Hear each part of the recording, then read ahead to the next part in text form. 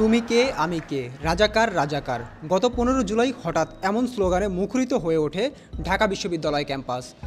সে সময় স্লোগানটি নিয়ে অনেকে সমালোচনা করলেও এর ওপর ভর করেই গতি বেড়েছে আন্দোলনের।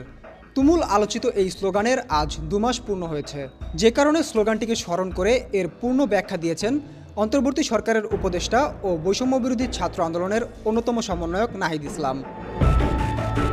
15 সেপ্টেম্বর সামাজিক যোগাযোগ মাধ্যম ফেসবুকে স্লোগাননামা শিরোনামে একটি পোস্ট দিয়েছেন নাহিদ ইসলাম। সেখানে তিনি লিখেছেন, তুমি কে আমি কে রাজাকার রাজাকার। এই স্লোগান জুলাই গণ অভ্যুত্থানের সবচেয়ে শক্তিশালী ও সাহসী স্লোগান ছিল। আওয়ামী লীগের মুক্তিযুদ্ধের চেতনার নামে যে বিভাজনের রাজনীতি ছিল তা এই স্লোগানের মাধ্যমে সম্পূর্ণ অকেজ হয়ে গিয়েছিল সেই রাতে। আওয়ামী লীগের ন্যারেটিভ সেই রাতেই ভেঙে গেছিল।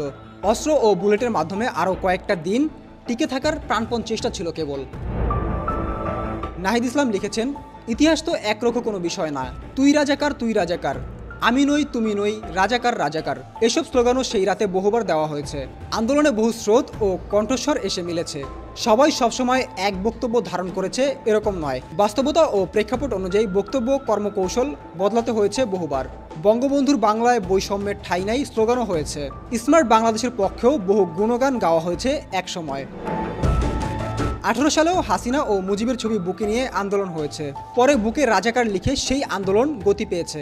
একটা আন্দোলনে অনেক ডাইমেনশন থাকে এবং বহু পরস্পর বিরোধী ঘটনাও একসাথে ঘটতে পারে। এই সামগ্রিকতাকে ধারণ করেই প্রকৃত ইতিহাস রচিত হয়।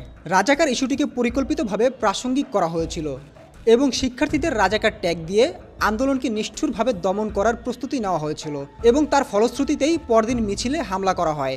আর এই আন্দোলনে যেহেতু নারী শিক্ষার্থীরা ছিল মূল শক্তি, তাই মেয়েদের ওপরও নির্মমভাবে আক্রমণ করা হয়। তারপরের ঘটনা সকলেই জানেন, ফ্যাসিস্টদের শেষ রক্ষা হয়নি। তিনি বলেন, 15 তারিখ সকালে আমাকে বহুবার মিডিয়া ফেস করতে হয়েছে রাজাকার স্লোগানের ব্যাখ্যা দিয়ে।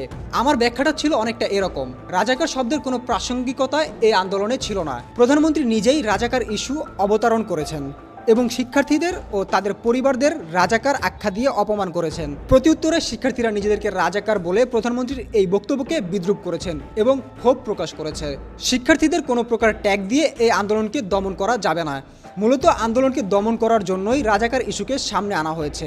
শেখ হাসিনাকে এই বক্তব্য অবশ্যই প্রত্যাহার করতে হবে।